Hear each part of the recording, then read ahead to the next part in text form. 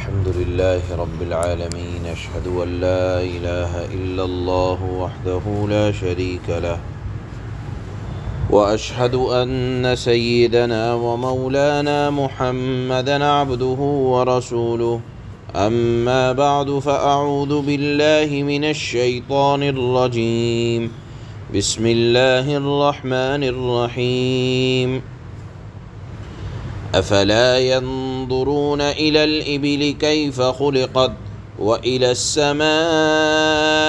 كيف رفعت وإلى الجبال كيف نصبت وإلى الأرض كيف سطحت صدق الله مولانا العلي العظيم۔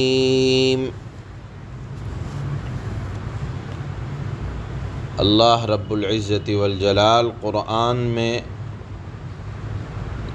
جب جنت کی نعمتوں اور آخرت کی دائمی راحت عیش و نشاط کا ذکر فرماتے اور اللہ کے نبی ان کو سمجھاتے، نافرمانوں کو سمجھاتے،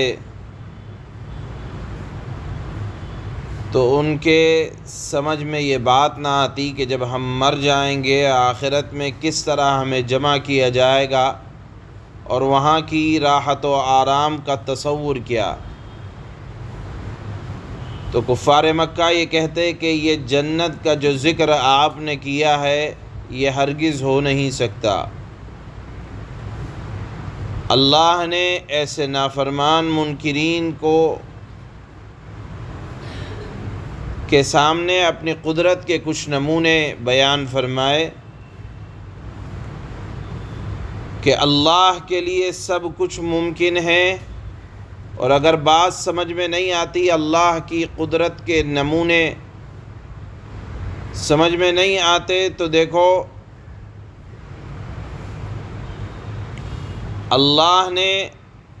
چند چیزوں کی طرف انسان کی بلکہ اہل عرب کی توجہ کو دلایا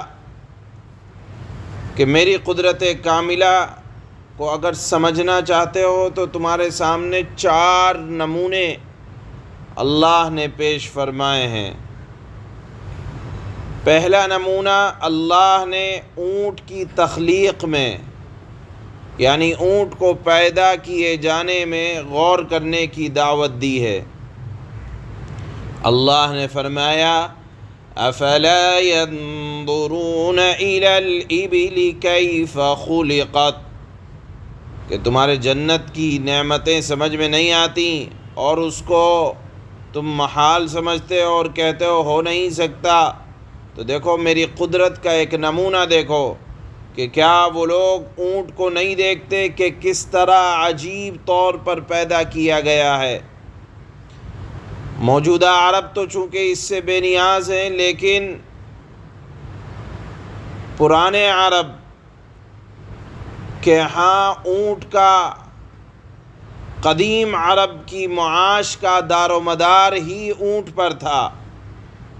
ان کے نزدیک اونٹ کی قدر و قیمت، اہمیت بہت زیادہ تھی، لہذا اللہ نے پہلے ان کو دعوت دی کہ اونٹ کی بناوٹ میں غور کرو کہ جسم کی بناوٹ کیسی ہے، اس کی خصلت کیسی ہے۔ اگر انسان اونٹ کی بناوٹ، اس کی عادت، اس کی خصلت پر غور کرے گا تو اللہ کی قدرت کا عجیب و غریب نمونہ سمجھ میں آئے گا۔ ایسا اونٹ، ایسا لمبا اونٹ، ایسا اونچا اونٹ کہ اگر بٹھاؤ تو بیٹھ جائے، کھڑا کرو تو کھڑا ہو جائے۔ قدرت نے اس کے پاؤں کے اندر 3 تہہ بنائی ہیں اور اس کے ہر پاؤں کے اندر 2 گھٹنے بنائے ہیں،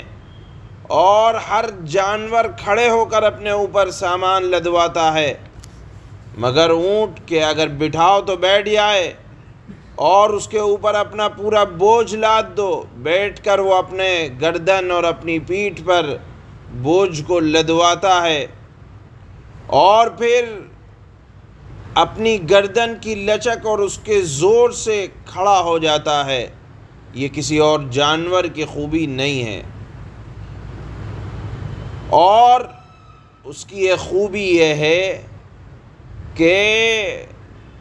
اونٹ کا ریوڑ اگر ایک بچہ بھی مہار پکڑ کر چل دے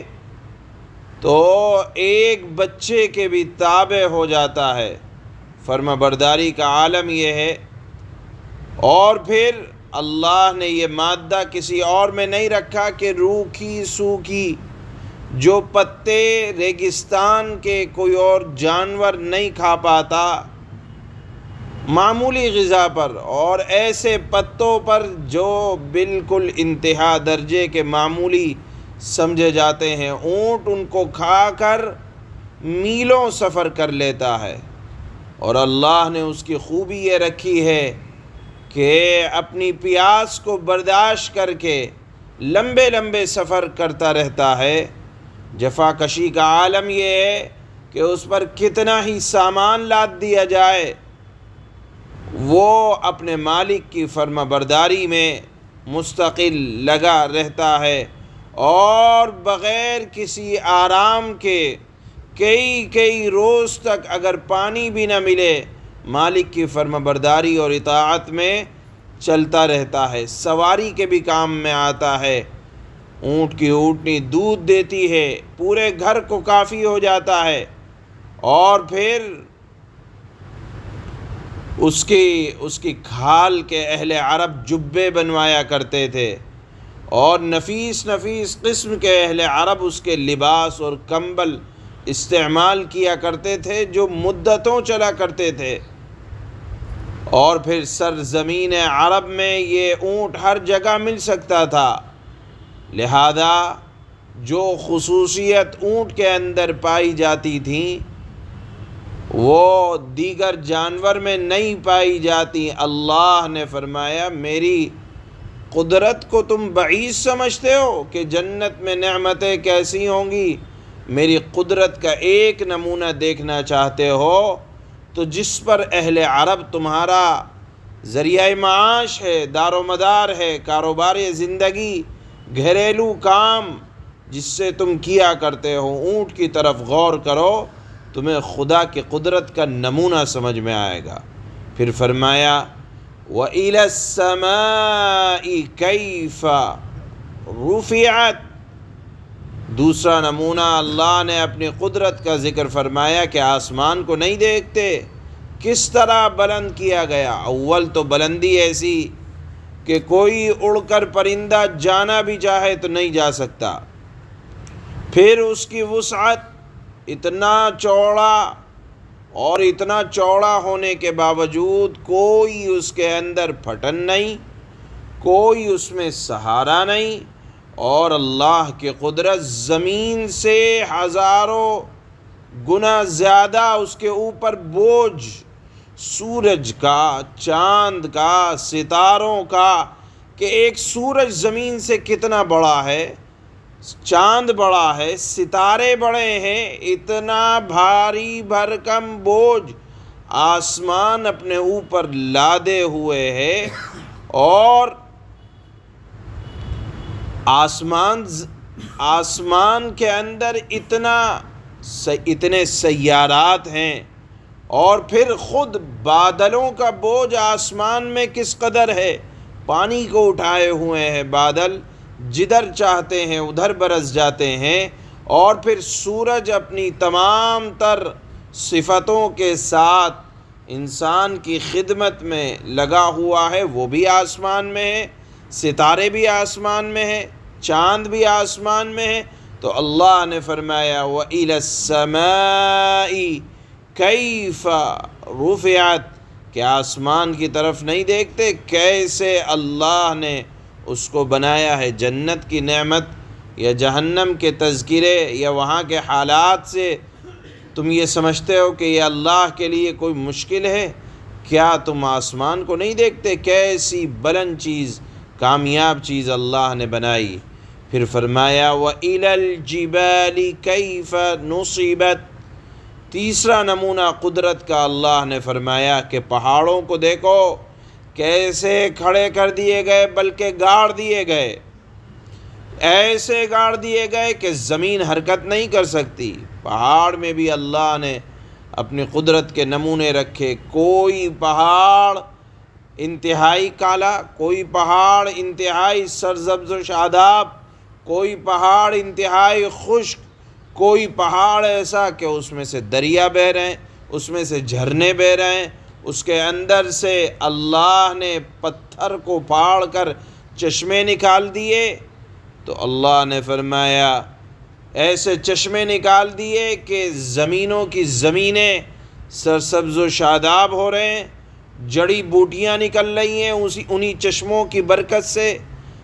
اور نہ جانے کیا کیا فوائد پہاڑوں کے اندر رکھے ہیں۔ حتیٰ کہ پہاڑوں پر بسنے والے آج کل بھی یہ کہتے ہیں کہ ان پہاڑوں کو ختم نہ کرو، کہ ان پہاڑوں کی وجہ سے زمین کا وجود ہے۔ آپ نے دیکھا ہوگا یا ہریدوار کی طرف جو لوگ جاتے رہتے ہیں، وہاں آئے دن آندولن لوگ کرتے ہیں کہ ان پہاڑوں کو نہ ختم کرو، کاٹ کاٹ کر ان کو برابر نہ کرو، اس لیے کہ ان پہاڑوں سے زمین کا وجود ہے۔ اللہ نے فرمایا، قرآن میں اللہ نے فرمایا کہ پہاڑ کے بڑے فوائد ہیں، لہذا ان کے فوائد کو غور کرو کہ اللہ نے ان پہاڑوں کو کیسے زمین کے اندر قائم کر دیا، نصب کر دیا، جو زمین کی حرکت کو روکے ہوئے ہیں۔ وَإِلَى الْأَرْضِ كَيْفَ سُطِحَتْ، اللہ نے چوتھی چیز اپنی قدرت کا نمونہ بیان کرنے کے لیے ارشاد فرمایا، وَإِلَى الْأَرْضِ كَيْفَ سُطِحَتْ، زمین کو دیکھو کہ کس طرح اللہ نے اس کو بچھا دیا ہے۔ کہنے والے کہتے ہیں کہ زمین گول ہے، لیکن آپ دیکھیں ایک گیند کے اندر اللہ نے پہاڑوں کو بھی قائم کر دیا، اسی کے اندر اللہ نے زمین کو ایسا بنایا کہ کھیتیاں نکل رہی ہیں، اسی کو اللہ نے ایسا بنایا کہ لوگوں نے سینکڑوں ہزاروں میلوں تک سڑکیں بنا دی، اسی کو اللہ نے ایسا بنایا کہ بلند و بالا لوگوں نے عالی شان اس کے اندر عمارتیں بنا دی۔ اور پھر آپ دیکھیں اللہ نے اس زمین کو ایسا بچھایا کہ اس کے اندر اللہ نے باغات بنا دیے۔ یہ بتاؤ کہ ایک اللہ کے علاوہ اس گیند نما دنیا میں کون ہے جو زمین کو بچھا سکے؟ اللہ نے اپنی قدرت کے ان چار نمونوں کو ذکر فرمایا اور فرمایا کہ دیکھو غور کرو، جو اللہ اونٹ جیسی سواری جو جنگل اور بیابان کے اندر نعمت غیر مترقبہ ہے، اور پھر زمین، آسمان، پہاڑ، دیکھو اللہ کے علاوہ کون بنا سکتا ہے؟ چونکہ اہل عرب قرآن کے اولین مخاطب ہیں، یا تو ان کو اپنی سواری سمجھ میں آتی تھی، یا جب وہ سفر کرتے تھے تو پہاڑ دکھتے تھے، یا پھر زمین دکھتی تھی یا آسمان۔ قرآن کا سمجھانے کا انداز اتنا آسان ہے کہ تمہیں جنت جہنم اگر سمجھنی ہے اور یہ سمجھنا ہے کہ وہاں کی نعمتیں کس طرح اللہ عطا فرمائیں گے، تو اپنے ارد گرد اللہ کی قدرت کے نمونے دیکھ لو، تمہیں یقین آ جائے گا کہ یہ تمام کارنامے ایک اللہ کے علاوہ کوئی اور انجام نہیں دے سکتا۔ جو اللہ یہ انتظام کرتا رہتا ہے تو اس کے لیے جنت اور جہنم کا انتظام کرنا کوئی مشکل نہیں ہے، یا جنت کی نعمتوں کا انتظام جو ناممکن سمجھتے ہو تم، اللہ کے لیے کوئی مشکل نہیں ہے۔ چنانچہ اللہ نے فرمایا، دعوت دی، غور و فکر کرو، اللہ کی قدرت میں غور و فکر کرو، تمہیں اللہ کی قدرت کے نمونے سمجھ میں آئیں گے۔ چنانچہ اللہ فرماتے ہیں، افلا ينظرون الى الابل كيف خلقت والى السماء كيف رفعت، تو کیا یہ لوگ اونٹوں کو نہیں دیکھتے کہ انہیں کیسے، یعنی اونٹوں کو کیسے پیدا کیا گیا ہے، اور آسمان کو نہیں دیکھتے کہ اللہ نے اسے کس طرح بلند کیا گیا ہے۔ وَإِلَى الْجِبَالِ كَيْفَ نُصِبَتْ، اور کیا پہاڑوں کو نہیں دیکھتے کہ ان پہاڑوں کو کس طرح گاڑا گیا ہے۔ وَإِلَى الْأَرْضِ كَيْفَ سُطِحَتْ،